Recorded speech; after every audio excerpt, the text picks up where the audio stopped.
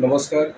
जय जगन्नाथ। महाविश्व पणा संक्रांति ओडिया नववर्ष हनुमान जयंती उपलक्षे आपण ढेर सारा अभिनंदन और शुभेच्छा। आज पवित्र पणा संक्रांति में बाहरी जाऊँगी गोटे बहुत बढ़िया जगह तालचेर निकट में ब्राह्मणी नदी पठार विष्णुकर अनंत शयन मूर्ति दर्शन करने जाऊँ।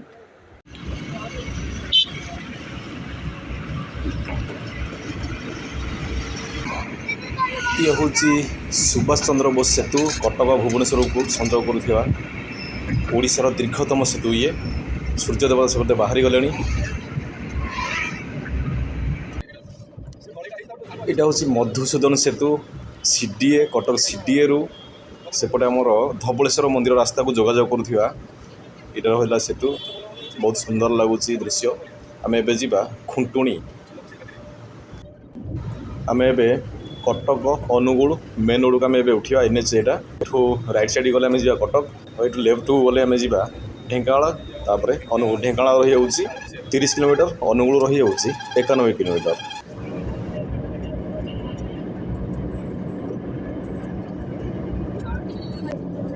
यहाँ कौ गाड़ी गोटे टैंकर भाई टांकी नुहे बहुत समय आम आगे आगे जाऊँ आम पछ पछे जाऊँ मुझे जापारे यहाँ कौ गाड़ी कौ टांकी आगे पहाड़ी बहुत सुंदर देखा आम ढेंकानाल पाखापाखि हो गलुनी एवं।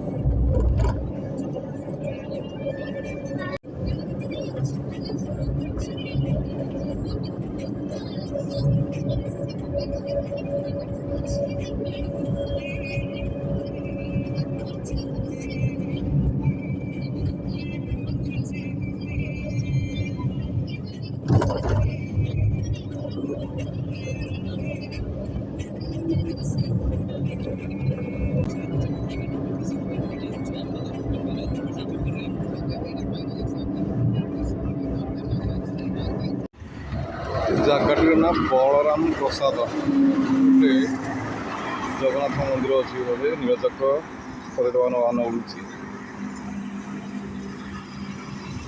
ये धन को जावाक पड़ो 30 ରୁ 35 किलोमीटर आगू।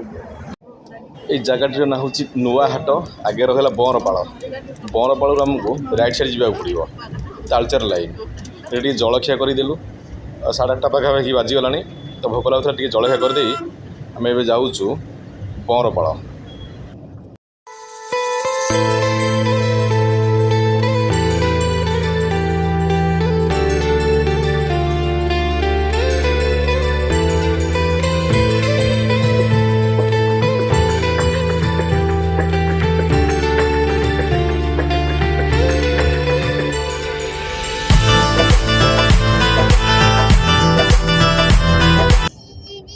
बरपाड़ छक आगू गले जा अनुगुल कि आम अनुगुल न जाकि एठू जा राइट साइड तालचेर लाइन रे कोयला खणी पळे आइला कोयला खाली कालिया पड़ी जाने खाली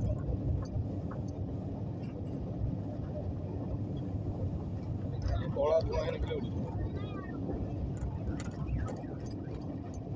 तालचेर कोयला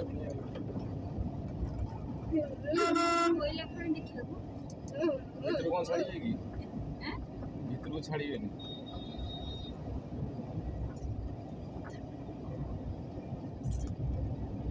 कोयला खुले आने हारे इतना और अपने समझना कमे ना फिर लेफ्ट साइड देखा तालचेर थर्मल पावर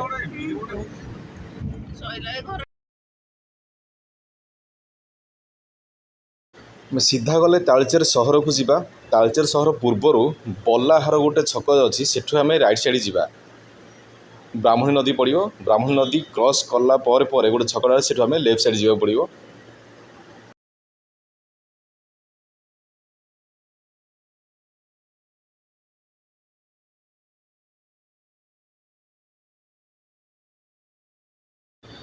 यहाँ डायरेक्ट जाइए राउरकेला राउरकेला हो जाऊँगी 234 किलोमीटर कामाख्यानगर हूँ 40 किलोमीटर डुबुरी हूँ 93 किलोमीटर।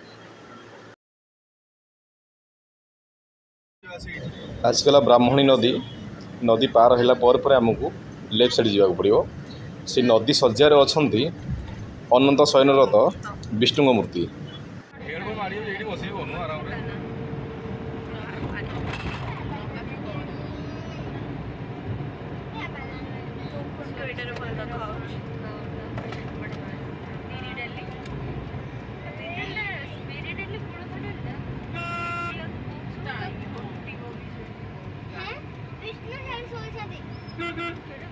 ये देखिपे गोटे बोर्ड लगी अनंत विष्णुंर अनंत शयन मंदिर सरांग। ये सरांग गाँ भितर दे आम ब्राह्मणी नदी सजा को जीवा।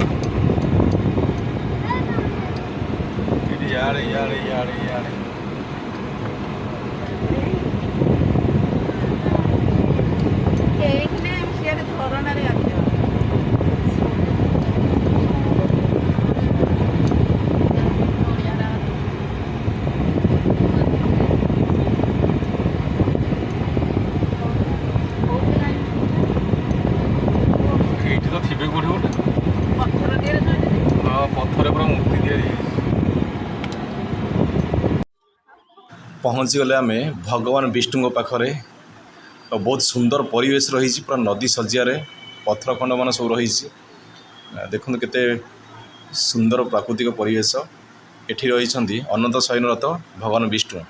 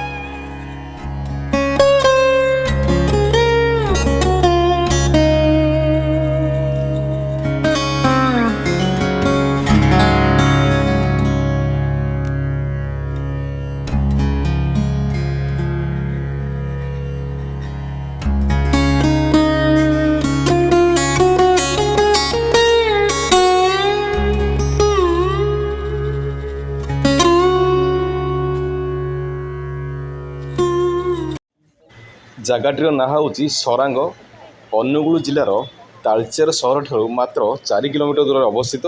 भुवनेश्वर ठारू यार दूरता हूँ 120 किलोमीटर। मूर्तिटर लंब पाखापाखि 40 फुट। आउ सारा देश रे सारा भारत वर्ष रे यह ही सबुठारु बृहत्तम शिलारे खोदित शयनरत विष्णु प्रतिमा।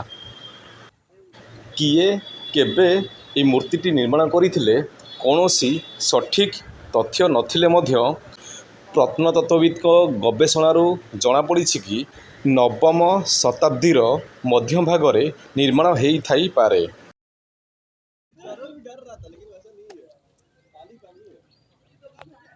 भारतीय प्रत्नतत्व विभाग तरफ ये गोटे नाम फलक लगी सब डिटेल्स ये लिखा आपड़ यू पढ़ी जानीपारे बा स्थानीय लोकों यार इतिहास विषय जानीपारे।